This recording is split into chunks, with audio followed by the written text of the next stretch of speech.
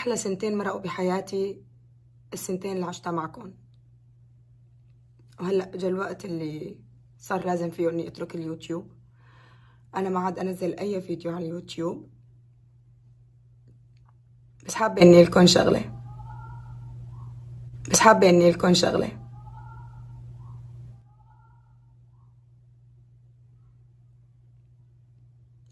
باي. لاحظت يا شباب تلاقي في صوت غريب يا شباب، ان هي بتقول يعني بتطلع يسارها ويمينها وبتعمل بايديها كأن حد بيهددها يا شباب. الله اعلم، ممكن يكون مقلب، بس سمعت صوت نار بتصرخ. اذا سمعت